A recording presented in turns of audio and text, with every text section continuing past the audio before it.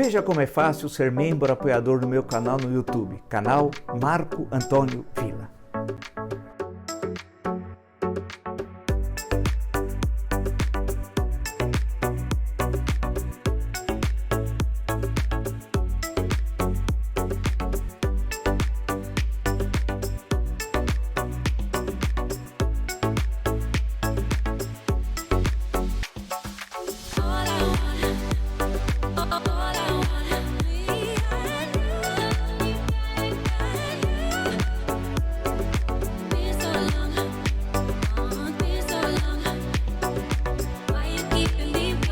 Olá, estamos começando o nosso encontro de hoje. Agradeço 653 mil inscritos no meu canal e estamos chegando a 130 milhões de visualizações. Estamos próximo, muito próximo mesmo, né? Como diriam os antigos locutores esportivos, não sei se vocês, eu, ao menos para mim, eles sempre foram fantásticos. O que eu mais me recordo é do Fiore Gilhote e suas grandes imagens, que fazia com que você assistia o jogo pelo rádio e sofria com tudo aquilo, especialmente quando ele falava, o tempo passa, e estava 37 no segundo tempo, o teu time perdendo, ou ganhando com muita dificuldade e tal.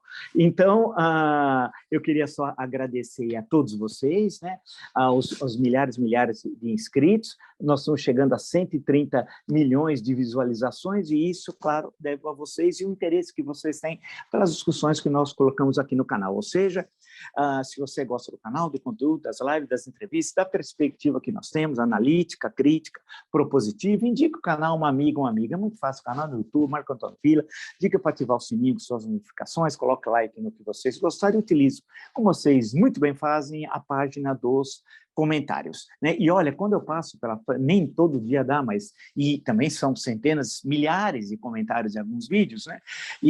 Mas eu dou sempre uma olhada e vi nessa última semana, inclusive, várias sugestões que vocês dão de livros, de filmes, debate, colocam questões. Vocês estão de parabéns e é muito legal ter a participação de vocês no canal, né? E sempre digo, se além de inscrito você quer também ser membro apoiador do canal, é muito fácil ser apoiador do canal, membro apoiador. Tem duas formas, e você escolhe, e dessa forma você acaba colaborando com o jornalismo independente, de qualidade, plural, republicano, democrático, no ano decisivo da nossa história.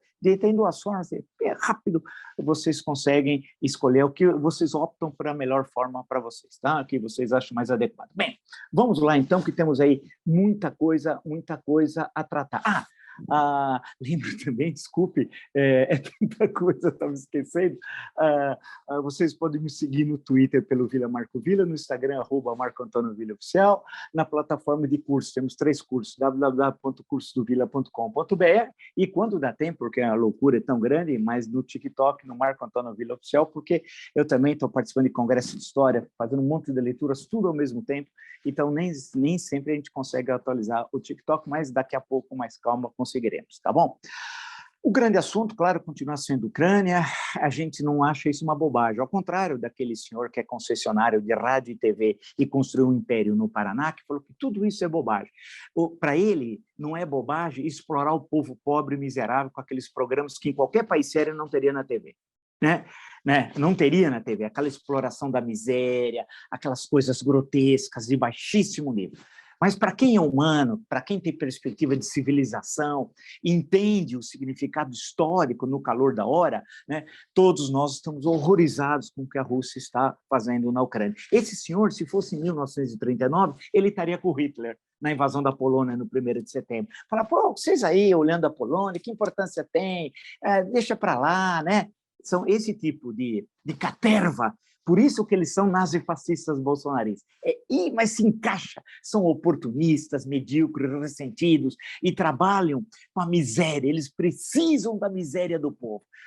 Nós vamos mudar as concessões, Rádio TV temos de fazer do jeito que está? Não dá. Não é também censura, controle social da mídia. Mas o novo Congresso tem esse papel a partir do ano que vem.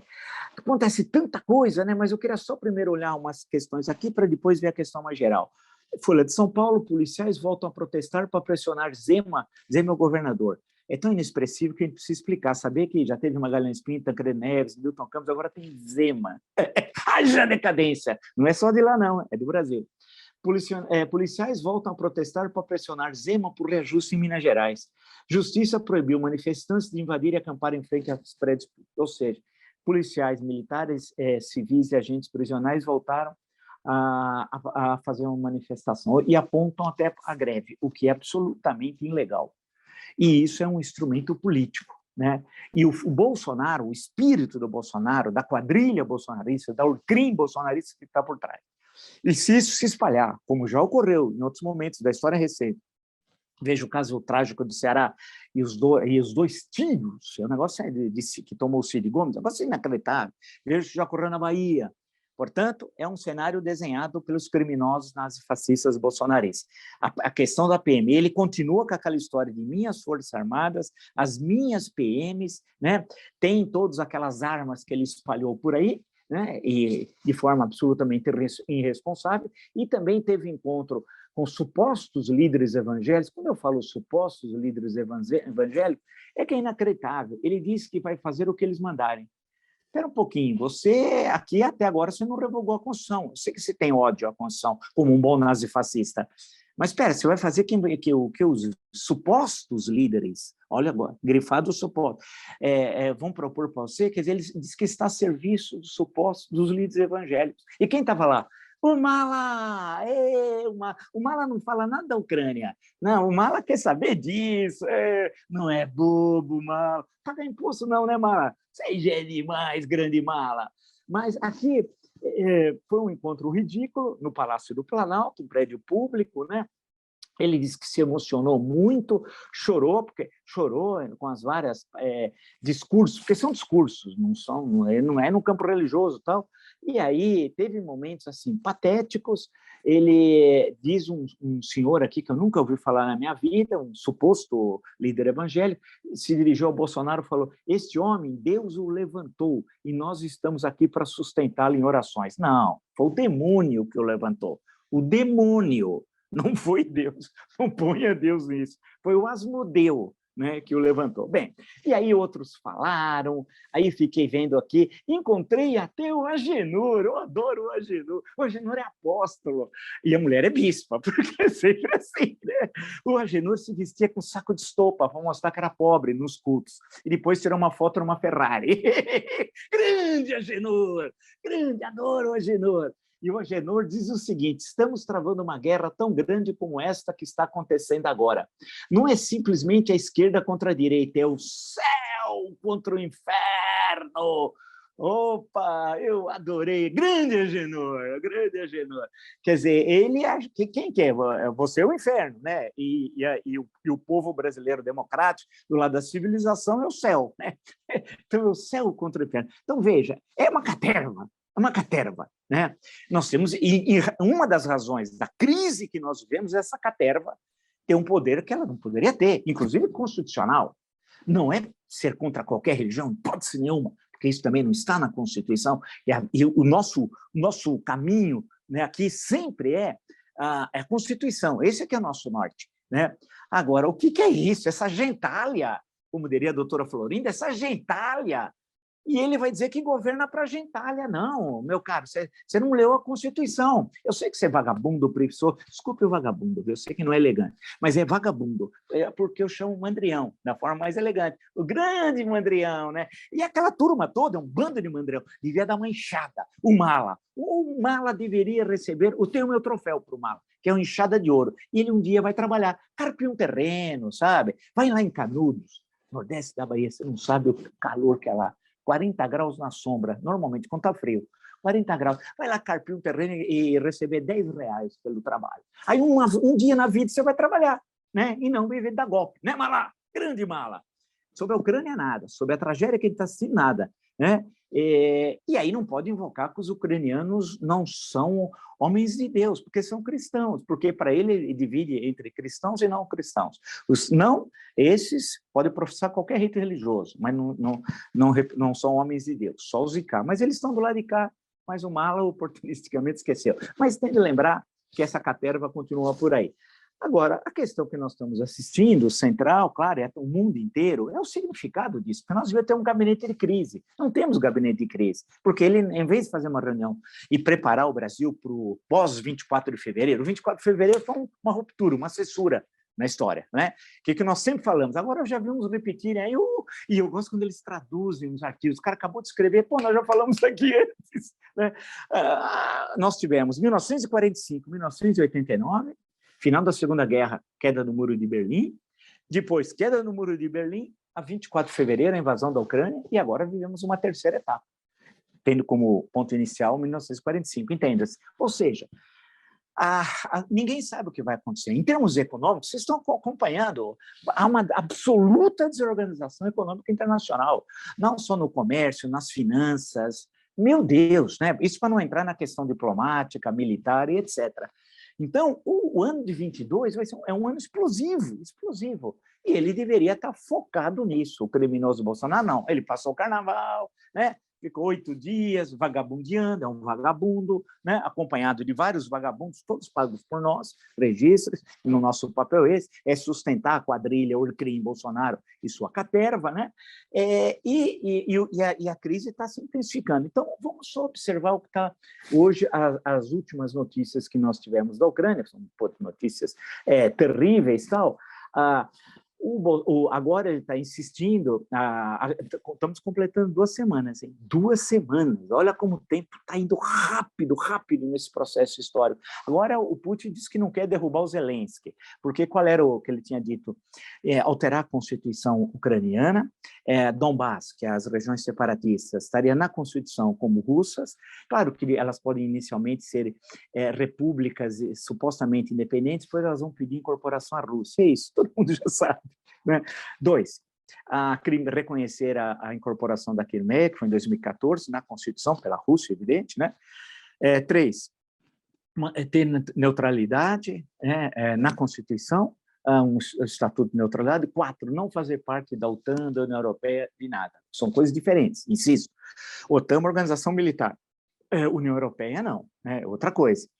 Muito diferente. Então, e ele queria também a queda do Zelensky. Né? Agora ele já disse que a queda do Zelensky não precisa, mas tem as pré-condições anteriores. Enquanto isso, nós estamos assistindo a essa tragédia, que é bombardeio, agora em Mariupol, de hospital infantil e maternidade. Né? Muito por isso cadê os cristãos daqui? Né? Cadê os cristãos daqui? Esses que ficam na televisão, explorando o povo pobre, o povo miserável. Cadê? Olha o que nós estamos assistindo aqui. Isso aqui é humanidade. Cadê o cristianismo? Estou citando o Globo. Ucrânia diz que Rússia bombardeou o hospital infantil e maternidade em Mariupol. O governador da região de Donetsk, que é uma das regiões separatistas ali vizinho, né?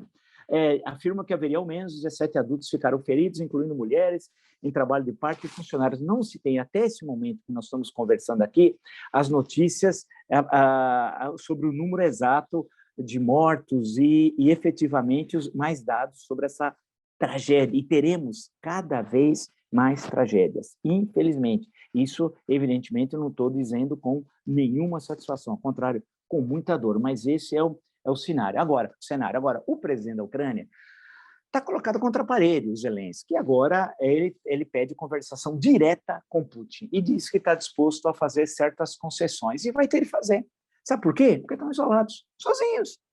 Porque os países ocidentais, especialmente na Europa, o Reino Unido, Boris Johnson, e do outro lado do Atlântico, Joe Biden, presidente dos Estados Unidos, foram cutucando a onça cavara curta, estimulando o Zelensky, estimulando. E o Zelensky, que acho que gostou muito também dos seus discursos, esqueceu que tinha de se preparar numa possível invasão. Né? Evidentemente, as forças armadas ucranianas estão respondendo aos invasores e de forma muito mais eficiente do que se imaginava, mas seriam estar muito mais preparados, né, para isso. E, por outro lado, deveria ter sabido explorar as contradições que ocorrem em momentos desse tipo, né? Porque a gente sabe que a China é uma das grandes prejudicadas. Essa história que a China vai sair como vencedora, porque a Rússia vai se transformar numa espécie de colônia chinesa, nada disso. A China vai ficar muito prejudicada. A desorganização econômica internacional não se resolve. O que você desorganizou em 2 semanas você não resolve em 2 meses, você pode pôr uns 2 anos nisso. Sabe por quê? Porque tem muita coisa aí. Por exemplo, né, no caso russo, vamos recortar e ver o caso. Só em termos de refugiados, um parênteses, já são mais de 2 milhões. 2 milhões em 2 semanas. 2 milhões. Sabe o que é isso? Alguns falavam inicialmente em 4 milhões. Pode ser que o número aumente. E vocês sabem o que significa ser refugiado. Os últimos 3 encontros anteriores, nós conversamos bastante sobre isso, né? Veja no caso russo, a situação, inflação, desabastecimento, vocês estão acompanhando, né? Na casa da Rússia, o rublo não vale nada, né? Nada. O rublo é a moeda nacional, tá? Os bancos, muitos da beira da falência, tal, fora do sistema internacional, ameaçado de ficar fora do sistema internacional, os oligarcas, aí sim teve privataria, na Rússia, que viraram bilionários da noite para o dia com os seus bens congelados no Ocidente, inclusive as divisas da Rússia. Olha os dados que eu vou apresentando, hein, para vocês entenderem. A perda de mercados, porque a Rússia vai perder mercados que ela tinha até 24 de fevereiro, mesmo com o momento de paz, né? A parte, por exemplo, do fornecimento de energia, ninguém mais vai confiar na Rússia. Eu estou falando, me referindo à Europa centro-ocidental, né? Claro. E eles vão fazer o quê com o gás? Vai vender só para a China? Não dá, meu caro. Você vai fazer o quê com o gás? O quê? Né? E com outras matérias-primas, se buscarem alternativas, como o caso do petróleo, no campo mineral, né? E aí, como é que vai ficar? Outra coisa, a desorganização econômica do país, há uma desorganização absoluta, né? E a insatisfação política, claro, você não consegue segurar. Ou seja, mesmo que ele tenha, e quanto mais foi extenso esse conflito, nós estamos falando de 2 semanas, hein? Se for 1 mês, 4 semanas, como é que vai estar tudo isso? Isso aqui vai se intensificar cada vez mais. E aí vem o banho de sangue, Kiev em chamas, o carniceiro Putin, ele vai ser chamado de carniceiro, o carniceiro de Kiev. Pode registrar, o carniceiro de Kiev. Vai ser o Putin. E ele vai, quando ele vê que está se estendendo, aí que todo aquele ódio típico de um autocrata vai se manifestar ainda mais com os bombardeios massivos. E a aviação ucraniana não tem condições de detê-los, e nem os mísseis terra-ar. Tal. Então, o futuro a curto prazo é desastroso para a Ucrânia. Daí, o presidente Zelensky buscar negociações, está querendo discutir diretamente com o Putin. E o Putin vai tentar arrancar o mais possível dele, de concessões que eu já citei anteriormente. Então, a tendência é que, mesmo Putin sendo vitorioso militarmente, seja derrotado politicamente, diplomaticamente e economicamente. Porque a desorganização da Rússia e os fatores que eu citei anteriormente, interno e externo, vão ser muito poderosos. Né? Qualquer resultado dessa guerra, porque, claro, a Ucrânia está sozinha. Ela não tem mais como se segurar. Chega uma hora que vai ter de buscar fazer um cessar-fogo inicial e depois atender algumas concessões, como, por exemplo, nas regiões separatistas do Donbass, aceitar a Crimeia e alguma outra coisa. Né? Não entrar na OTAN, deixar de lado a União Europeia, mas na OTAN, sair da OTAN, mas a União Europeia é uma possibilidade, que é uma questão política e econômica. Né? Alguma coisa, vai ter, porque está sozinho. Quem militarmente está com a Ucrânia?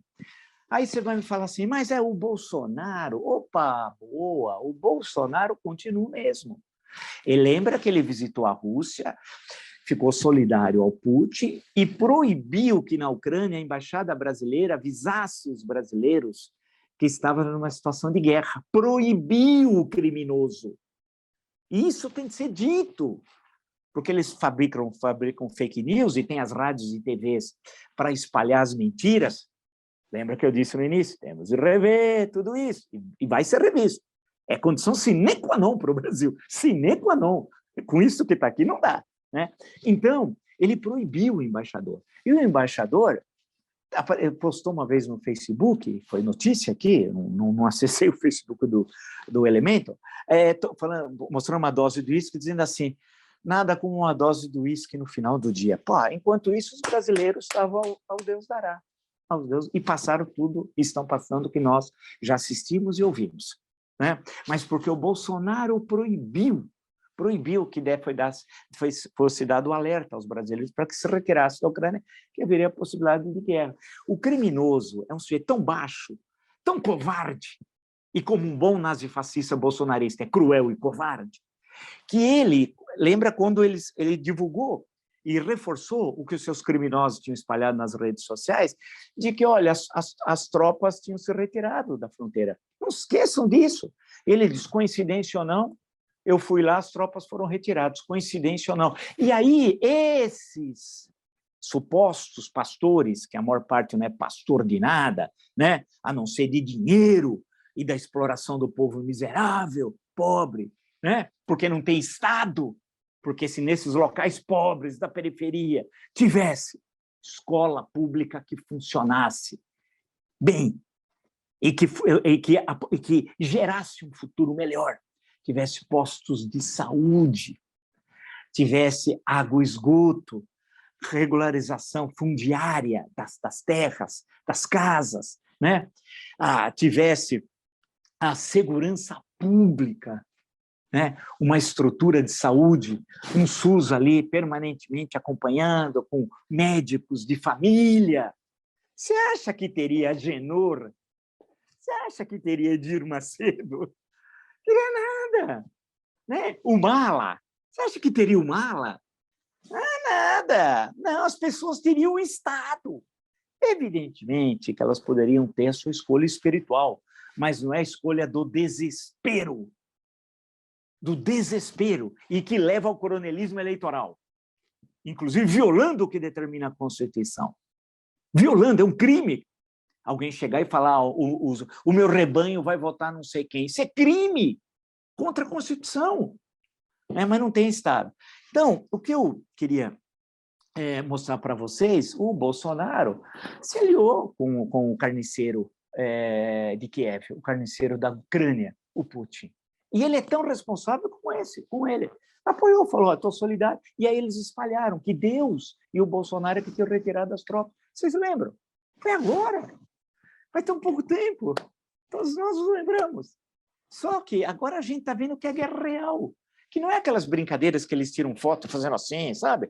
Com armas. Colocam aquelas mulheres, pessoas pavorosas, falando palavrões, xingamentos, típica nazifascista bolsonarista, né? Com armas também. Eles acham que é coisa de brincadeira. Não sabe, nós estamos assistindo à crueldade. E num país, a Ucrânia, que já teve 4 anos da Primeira Guerra Mundial, o teatro de guerra ali na Ucrânia. E que tragédia que teve depois de 1941, estou falando só de guerra, e não de outras tragédias, com 22 de setembro, a invasão, 22 de junho, a invasão da União Soviética, de 41 a 45, tudo aquilo que aconteceu lá, e fora as outras tantas tragédias políticas nesse século XX. Lembra os campos de concentração lá. E eu citei ontem, mas não mostrei o livro, esse aqui, Livraço, da Svetlana Alexievich, salvo engano, ela é ucraniana, mora na Bielorrússia, como queiram, escreve em russo, Prêmio Nobel da Literatura, A Guerra Não Tem Rosto de Mulher. Fantástico, fantástico, fantástico, fantástico. Leiam que vocês vão gostar. E eu vi alguém não fez um comentário aí, porque você vê, eu tanto quanto possível, eu faço possível me esforço para ler. Mas é difícil comprar os livros. Biblioteca, isso é fundamental, um parênteses. Biblioteca. As cidades todas têm biblioteca municipal, muitas vezes tem 1, 2, 3, 4, nas grandes cidades, mais ainda. Então, fomentar, ir à biblioteca. Aí você fala, mas não tem lá. Solicita atualizar o acervo. Isso é importante na sua cidade. Eu devo muito, primeiro, à Biblioteca Municipal de Santo André, no Paço Municipal. Aquilo me ajudou muito quando eu era um menino lá de 13, 14 anos, 15 anos, quando eu comecei a ler sistematicamente a partir dos 13. A biblioteca, para mim, aquela era uma maravilha. Depois, aqui em São Paulo, a Biblioteca Municipal Mário de Andrade, tanto a circulante como a de consulta, né? E essa, inclusive, a de consulta, especialmente durante décadas. Eu devo à Biblioteca Mário de Andrade, faço questão dos meus livros sempre de dizer isso, o meu trabalho de mestrado, doutorado, ou tantos outros livros que eu fiz, né? A Biblioteca Municipal Mário de Andrade. E uma primeira empresa que eu trabalhei em São Paulo, eu já tinha trabalhado em Santo André, era office boy, tinha uma biblioteca também, que foi para mim uma maravilha. Então, eu só estou abrindo parênteses, lute lá, certamente tem biblioteca na sua cidade, mas se tiver o acervo desatualizado, exige atualização. Aí como? Através de um vereador, por exemplo, né? Então, sempre tem. E tem recursos, o governo federal tem recursos para atualização de acervos. Portanto, é só questão de mobilização, porque aí você passa a ter as bibliotecas públicas, que nos grandes países democráticos do mundo é aquela coisa que deixa você bem pequenininho, que você entra, vê milhões de títulos, e é uma coisa tão bonita, uma emoção que você sente, né, nos grandes países, quando você está visitando a biblioteca, de ver tudo aquilo, e você poder acessar aquilo, sentar, estudar, ler. A gente vai ver os grandes escritores, dependeram das bibliotecas, que nem todos tinham condições, no caso da literatura, né, nós falamos de romance, poder ler tudo. Então, veja isso, só abrir esse parênteses, mas que é importante, eu vi alguém falar, tal, mas veja a biblioteca. Lute pela biblioteca, pela ampliação do acervo e pela atualização. Lembre isso daqui, né? Esse livro é muito bom. E isso é uma discussão séria sobre o papel da mulher, né? Não há umas questões ridículas aí, né? A outra curso antifeminista, a outra não sei das quantas. Eu sou feminina, não sou feminista, né? Aquelas bobagens que a gente ouviu em 2018. Ouvi muito isso, né? Então, alto lá, né? E agora muitos querem pegar onda da questão da defesa da mulher, por mero oportunismo, tá? Então, essas questões que eu estou apresentando me parece que são fundamentais. E o Bolsonaro atrelou o destino do Brasil ao carniceiro Putin. É um negócio assim inacreditável. O que vai acontecer? Na hora que tudo isso terminar e tudo tem um ponto final, o Brasil vai estar isolado ainda mais. Já é um Estado pária, será mais pária ainda. Absolutamente isolado na nova ordem política, diplomática, econômica e internacional. Daí que eu escrevi uma coisa, que é o que eu vou fechar agora a conversa com vocês, lembrando o seguinte: Bolsonaro continua solidário a Putin e é sócio da ação criminosa russa na Ucrânia. Invoca uma... isso é importante, por isso que eu quero falar. Invoca uma suposta defesa de Putin da soberania brasileira da Amazônia, algo que nunca ocorreu. É mais um delírio do nazifascismo bolsonarista. Ele diz que o Putin defendeu 2 vezes o Brasil da ONU contra a internacionalização da Amazônia. Mentira! Não há nada, não há um voto, uma questão discutida desse tipo com a Rússia, nada. Sabe por quê? Ele se informa pelo WhatsApp. E esse é delírio do Jim Jones da Virgínia, do porno filósofo, que foi pro inferno. Por isso que está calor pra caramba, que está um pau danado na entrada do inferno entre o demônio e ele, né? E a porta está aberta, calor vem para cá, né? Aquele que servia comida requentada como se fosse um prato novo recém-preparado. Ele que tinha esses delírios. E veja como isso ficou na cabeça do nazifascismo bolsonarista, que é a Amazônia, internacionalização. E tem militares ridículos, especialmente os de pijama, que são os que estão na reserva. Os de pijama que ficam repetindo isso. Um monte de baboseira, precisam estudar. Mais uma questão que temos de refazer. Ensino militar, promoções. Temos de resolver essa questão também. Porque, eu leio cada texto aí que eu falo, meu Deus do céu, quem é essa figura? Tem umas peças aí sobre a Amazônia, eles não têm nada, que internacionalização. Que momento a Rússia defendeu o Brasil? Nem houve razão para defender, porque não houve discussão, não houve proposta, é mentira! Mas ele vive num mundo paralelo. O mundo dos nazifascistas bolsonaristas é paralelo, não é o mundo real. É inacreditável. Aí, na hora que a gente se descolar, e o Brasil vai se descolar desse momento, claro, né? Vai ser muito interessante o que vai acontecer com esses que vivem numa realidade paralela, né? É claro que tem muito dinheiro por trás para sustentar isso, porque tem o interesse do grande capital espoliador, aí sim estrangeiro. E o Bolsonaro, que é um traidor da pátria, é uma marionete do imperialismo. Essa questão da mineração nas terras indígenas interessa a quem? Que é uma loucura. Ao capital internacional, do qual ele é o representante, o traidor da pátria, né? E, inclusive, a questão de potássio, as maiores reservas estão em São Paulo e Minas, não estão em territórios indígenas. Então, é um artifício usado para dar o golpe de morte nas comunidades indígenas e na Constituição. esse traidor e sua quadrilha, que é frase. E estão correndo no Congresso agora para aprovar. Por isso, lembre-se no dia 2 de outubro, em quem você for votar no Brasil inteiro. Lembre-se no deputado federal, estamos falando do Congresso. Lembre-se no senador, né? Porque não é possível, com essa Urcrim que está lá. Ontem eu dei exemplo, eu vou voltar a isso. Vocês imaginam se eles, no ano de 23, resolver reformar a Constituição? Nós vamos virar uma república teocrática do Brasil. Sim? Sabe quem vai ser o nosso ayatolá? Um mala. É isso. Se você gostou dessa e de tantas outras lives no meu canal, estão entre os milhares de inscritos, muito obrigado mesmo. São mais de 657 mil, estamos chegando a 658 mil e quase, agora, daqui a pouquinho, daqui a uns dias, a 130 milhões de visualizações. Muito obrigado mesmo. E sempre digo, se você gosta desse conteúdo, das lives, das entrevistas, da perspectiva analítica, crítica e sempre propositiva, indique o canal um amigo. Canal do YouTube, Marco Antônio Villa, diga para ativar as notificações, coloque like no que vocês gostarem e utilize, como vocês fazem muito bem, a página dos comentários. No Twitter, Villa Marco Villa, Instagram, @Marco Antônio Villa Oficial, cursos, vocês podem consultar a www.cursos, no plural do villa.com.br, e no TikTok tem lá sempre alguma postagem, o Marco Antônio Villa Oficial. Nos encontramos amanhã. Até!